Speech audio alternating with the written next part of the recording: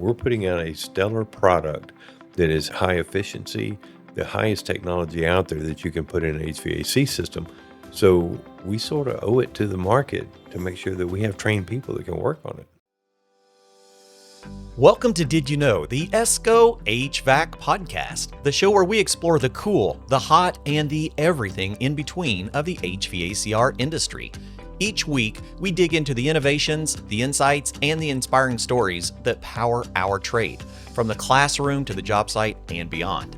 This episode is brought to you by this week's amazing sponsors: Daikin Comfort Technology, perfecting the air since 1924; Service Logic, people first, always; Hudson Technologies, 1 pound reclaimed is 1 pound not made; iConnect Training, supporting HVAC and refrigeration instructors, as well as the United Association of Journeymen and Apprentices of the Plumbing and Pipe Fitting Industry of the United States and Canada, built on excellence since 1889.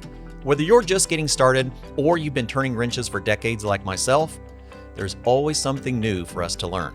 I'm Clifton Beck, and this is Did You Know, the ESCO HVAC podcast. Let's dive in. All right, everyone, thank you so much for joining us on Did You Know, the ESCO HVAC podcast. So I am spending some time with my dear friend, Jeff Bledsoe. How are you? Doing great, man. I'm loving this podcast trailer. Man. Well, we're sitting here in the Daikin Atmosphere Lounge doing our podcast recording. And, you know, this conversation, and by the way, for everyone that's listening, like Jeff flew up here from Florida just to be the first person to do the podcast in this thing, so we Absolutely. can get this new this new studio launched. So, Jeff, this is you wear many hats in the industry. You know, for our sponsor Daikin, you are the contractor development manager for the entire country.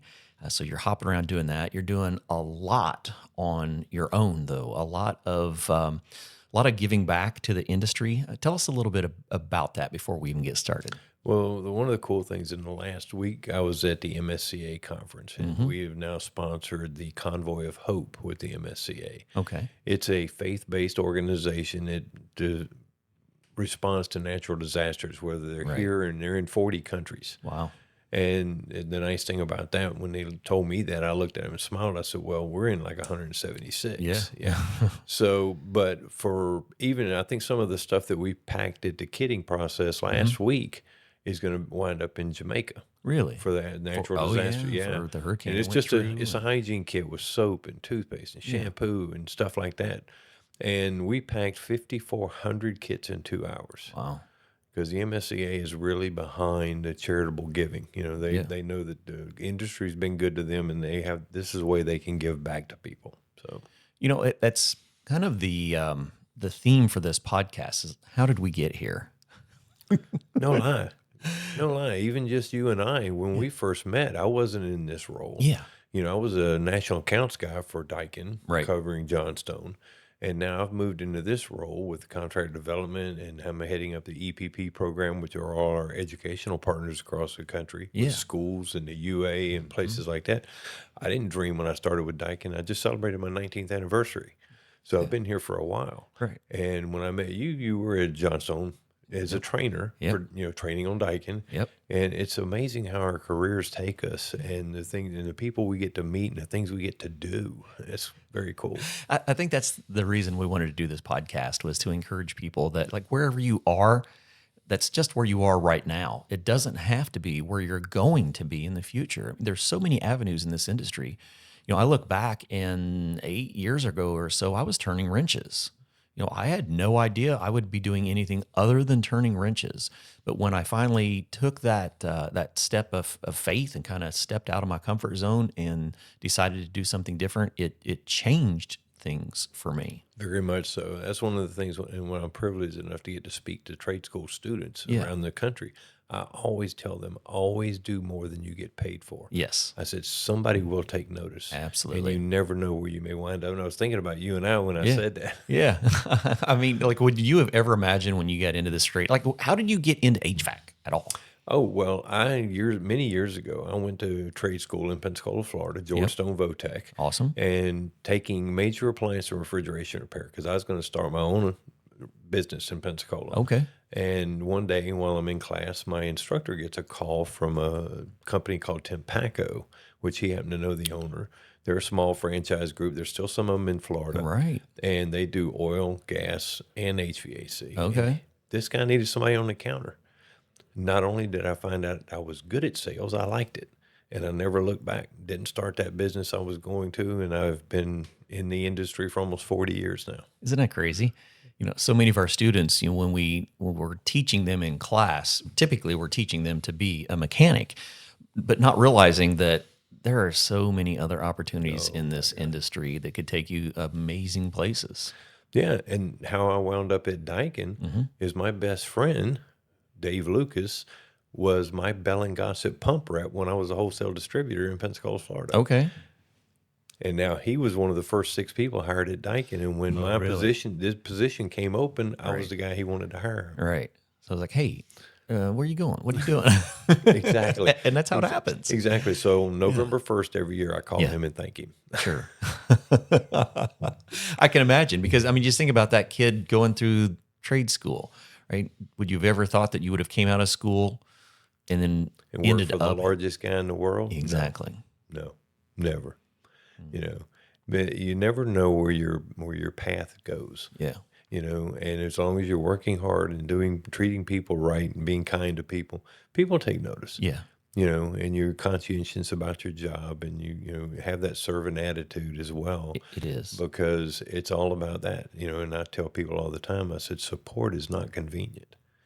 If you're going to get in this industry and you're going to promise people support, whether it's taking care of their air conditioning or whatever it is, right? It's not convenient. They may call you at 8 o'clock on Christmas Eve, right, with a house full of company because they're starting up their first system. Been there, done that. Yep.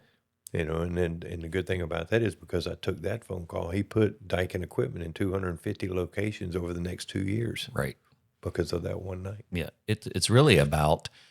And I've said this many a times, and I think you just hit it on the nail. Because I asked people in our industry, do you feel like being successful in this industry is literally just being a good servant? It is. I think so. It truly is. Yeah. Because I have a blast what I do. Yeah. With Daikin, and as long as years ago when we were first getting started, I called Dave one day and I was laughing. He said, "What is so funny?" I said, "Man, as long as I can find one person who doesn't know the capabilities of our equipment," I said, "That you're kidding me. Look in their face never gets old." Yeah. Well, and that's that passion of it, right? So do you think that you found that passion of sales and just education when you were at the parts counter? I was, because back then, though, it was everybody had the same thing. But I remember when the electronic ignitions first came in the furnaces, so Sure. you had to be able to educate people. Yeah. Because the manufacturers then didn't know. They just give you a new ball of wires, and you got to figure it out. Right, there you go. So, but it's all about that. And as the technology has changed, and I think HVAC in the last 20 years has grown faster in the technology than most any other things out there. I agree. We've now gone to heat pump, hot water heaters. That's a big change. Yeah. But prior to that, it was going to, big box store, buying a blanket and a timer. So you only heated the water when you were needed it early in the morning or late in the evenings. You didn't heat it all day long. That was the energy saving aspect of it. But with this technology, again, it's changing so much, so rapidly. You have to be able to have students and technicians that are keeping up with it, because you're giving them a laptop computer with the air conditioner. Yeah, you are 100%. Yeah. It's our diagnostic. So even our educators, I just came back from a conference where we were learning about new technologies that was coming through the industry. And that was something that we were really spending a lot of time with the instructors, because the instructors were wanting to get in front of educators, trying to help them understand that things are changing so fast that the educators have to be on top of things so that the students are learning, and that the students are coming out of school going to some of these contractors going, "Hey, I know a little bit about this," and the contractors don't. Because they're very far behind on education. When I started doing these podcasts and I started making it grow, I started making a lot of phone calls, a lot of cold calls. "Hey, I'd love to have you on our podcast to talk about the industry, maybe things people don't always think about." And yesterday, I got a return phone call from one that I had placed almost a year ago, and it was from the director from the Bureau of Labor Statistics. That's going to be on the show, going to be on the podcast here in a few weeks, because even the BLS is recognizing the growth that is happening in the trades, and they're needing feedback because they're seeing the growth in our trades. Like just the HVAC side of it is got a projected like 8% growth, which is 3 times IT fields.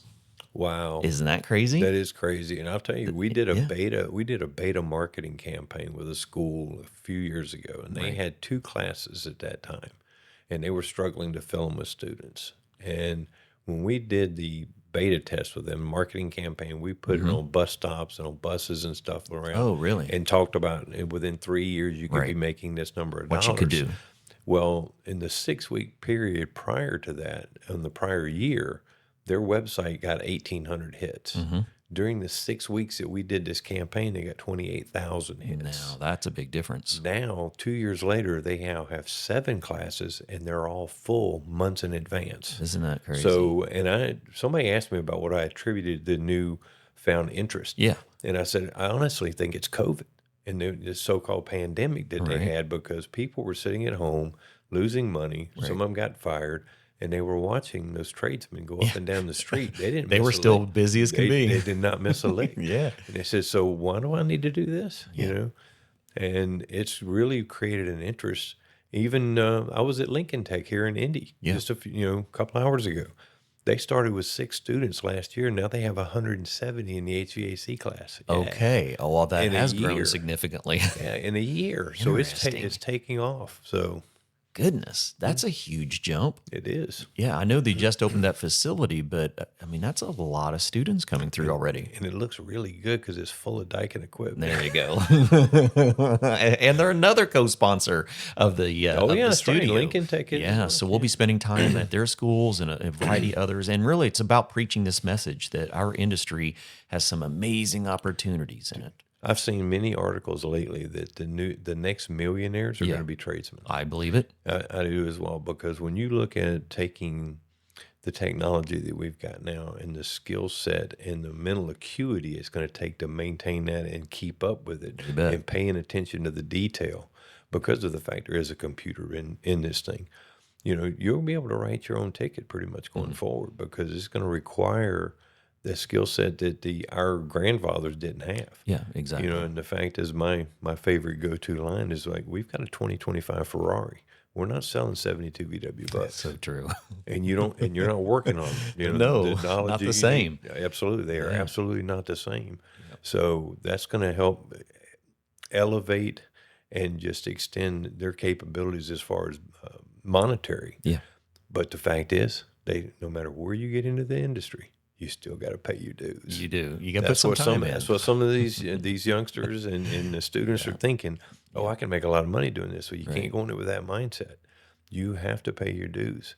You got to have some credibility to what you do. So I agree. I seen an article yesterday, and it was from a consumer that was, I think they were struggling with the entry-level pay of getting into HVAC, because they were looking at career paths for their child. And they said, well, why would I want to send my child to a trade school? Because they're coming out of school starting at $16 an hour, and they can go to McDonald's and make $22. And the response was, yeah, but in 5 years, they'll still be making 22, maybe 23. In the trades, they'll be setting their own limits. They can work as much as they want. They can go any direction they want.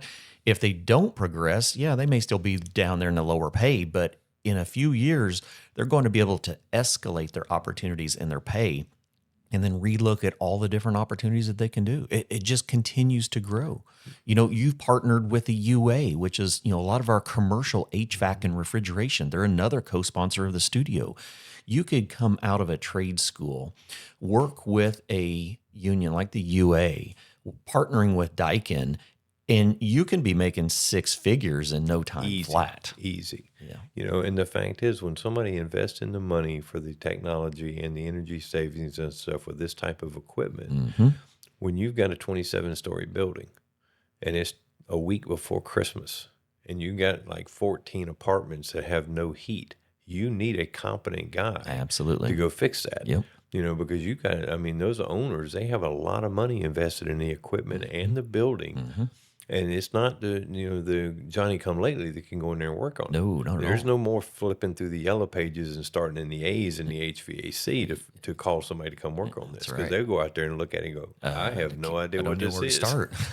And then sadly, some of them wind up doing more damage to the system than we really want. So that's why it behooves us. And that's one of the reasons why Daikin has gotten so heavily involved with the education portion, with ESCO being the go-to guy at the conference for the HVAC, and investing so much in the trade schools, because we know that they have to have that education. We're putting out a stellar product that is high efficiency, the highest technology out there that you can put in an HVAC system. So we sort of owe it to the market to make sure that we have trained people that can work on it. You can't give them that kind of equipment and talk them into buying it and go, here you go. Good luck. Here's your box. It doesn't work that way. No, it doesn't work that way at all. Yeah, that trained technician is the key to successful products of any type. Oh yeah, and it still comes down to the basics. Make sure it's installed properly. That's it. When it's installed properly, it's pretty much bulletproof, unless you're in the state of Florida and it gets hit by lightning, and then, all bets are off. So, I was actually just talking to a tool manufacturer. I spent a little bit of time with our good friend Tony Gonzalez from Field Piece. Was talking about, he was asking questions about installations. I'm like, he's like, so why do so many ductless units get a bad reputation? I was like, because they're installed wrong. That's it. You take a unit that's installed properly, you don't hear about them because they work flawlessly. It's the poor installations from the improper training that causes the concerns. Yeah, Field Piece has been a good partner for us as well, so much so that they're building some new training systems, I think, for AHR or something going on next year, and we're helping sponsor that. Very good. That's fantastic. I talked to Tony the other day. Well, you're all over the industry, helping out, bringing education and bringing awareness to this high-tech field that we have become. Like, we've always had advanced technologies in our industry. A lot of that was in the commercial realm. Now those same technologies are in residential and in almost every product, and you have to become educated. Even those skilled technicians that have been in the field for a long time and gotten good at what they're doing, many of these new products are almost alien to them, and they need the education just as much as that fresh technician that has never even looked at a piece. Well, it's like years ago, the joke was, if you wanted to program your VCR, you go get your grandkids. That's right. Well, you got to do the same thing now with your air conditioning, because, if you're old school, then you don't know how to do that. No. So you got to get some of these new, fresh minds, and, at least somebody's willing to learn. You betcha. Well, when we look at all of the technology that is going into them, you're right. You can work on these. You can diagnose these from a PC, from a tablet, and many times remotely. It blows my mind. When you look at years ago, the first thing they would do when they go to troubleshoot a piece of equipment, they go hook their gauges to it. Yeah, let me start here. Yeah. No, that's the last thing you do. That's the last thing. You put your gauges on ours and you pressurize it and you charge it up, and then take the gauges off. That's exactly Put right. them back in the truck, and you use the diagnostic tools. Yep. Which are computer-based products to do the diagnostics on the thing. Yeah. And if you don't know how to do that, then you're pretty much not that good in the marketplace to anybody. I agree. Yeah, because when you look at all of the pressure transducers and temperature thermistors going into these pieces of equipment, it's the same type of controls that we're using in our digital manifold gauges. The data is there. All we have to do is to be able to look at that data and be able to interpret it properly. But dude, the technology, even in the tools, being able to set your gauges out, pulling a vacuum on something that are digitally Bluetooth connected to your phone, so you can go back in and keep working, pulling wires or whatever while you're watching it from your phone, instead of just sitting outside babysitting the vacuum pump. I got one right over there. I got one of the new smart recovery and the smart vacuum pumps from Navac, one of our co-sponsors for the studio. You can set that up and tell it, hey, I need for you to go down to this level, and I need you to hold, and then you're going to go down here again, and you're going to hold, and you're going to let me know once you've done this decay test. I'm like, unbelievable. I can be doing so many other things while my tools are doing work for me. So now you take the technology and make it work for you. Yeah, exactly. So you're spending less time on a job, so you can do more jobs in a day, and guess what? You're making more money. Making more money. Exactly. Exactly. Yeah, it's this wonderful cycle, and it all starts with proper education and having the right educational partners in the industry. Well, it's going to cut back on callbacks for Yeah. one thing. The education, especially on this type of equipment, make sure you're doing it right the first time. So you cut down on your callbacks, Yep. you cut down on your warranties, and then you can, now that we've got, there's testing and stuff out there, so technicians can get certifications and give the consumer that peace of mind that these guys know what they're doing. Yeah. How did we get here? I don't know. I started in this industry in 88. Yeah, so I've been around for a long time. Fantastic. Yeah, I was about 98 when I got in, and it's been great for me. And I encourage everyone that's listening to push yourself, to make yourself more valuable. It really comes down to education and certification. Absolutely. Yeah, that's where you need to challenge yourself to be better. Yep. And don't hope the market changes, hope it gets better. You need to get better. Exactly. And challenge yourself and become more valuable in the marketplace. And that's where it comes to, is boiling down to you. Yeah. Going and getting the education, learning everything you can about this, because that's where, out hustle everybody. Yes. I've never seen a crackhead get up in the morning and say, I can't get high today because I'm broke. Yeah. He's going to figure out a way to go get high. Yeah, exactly. So absolutely. Don't get out hustled by a crackhead. Yeah. Man, is that the name of this podcast? Don't get out hustled by a crackhead. Absolutely. It works for me, man. That's hilarious. You're going to be all over the place. I encourage people, if you want to meet Jeff, come on out to the National HVACR Education Conference. He's going to be there for the entire time. He's going to be able to, get you connected with any of the products that Daikin offers, any of the educational opportunities that are there. In the past, we've primarily had educators from schools at the conference, but that has grown to where we have distributor trainers, we have contractor trainers, and just contractors and technicians that are wanting to learn more about the industry. And it's a great place for you to come hang out with us, get to meet everybody, and learn more about everything that Jeff is contributing to our industry. Well, one of the things too about when you mentioned contractors, we're actually now allowing contractors to sign up and be part of our educational partnership program. Really? So contractors who are, building their own that training, have drank the Kool-Aid and know that they have to have their technicians trained. And this way, it gives them more flexibility too. So if they have a large enough facility where they have a trainer and they're dedicated to that, we want to help them with that as well. Because the fact is, they can take one of my install and commissioning classes that may be 8 hours. Right. They can break it down over 4 weeks, 2 hours a morning. Make it into chunks. Exactly. So they take accountability for their own training, but they have to go through the same process that our trainers do and our distributors and our reps do and the schools do to make sure that they're a truly authorized trainer. Love that. Yeah, that's what our industry needs. Absolutely. Well, my friend Jeff Bledsoe, I'm sure grateful that you hung out with us for today. Oh, absolutely, man. I'm sure there'll be more. Been awesome. I love the trailer, man. You have done a phenomenal job. Your imagination and technical skills just continue to blow me away, man. It's been a learning opportunity. Your commitment to the industry. People may not realize, but what you do, you are truly a leading the light, man. They say you got to be salt and light. You are damn sure a light in this industry, and that's for sure. Thank you. Just trying to bring the voices up front where they need to be. Absolutely. It's always an ever-changing market, so they need people like me and you that are leading charge, sort of like Johnny Appleseed. I agree. All right. Well, thank you so much, and I encourage you all to learn more about Daikin at Daikin Comfort. All right. Thank you, sir. All right. Thank you, man.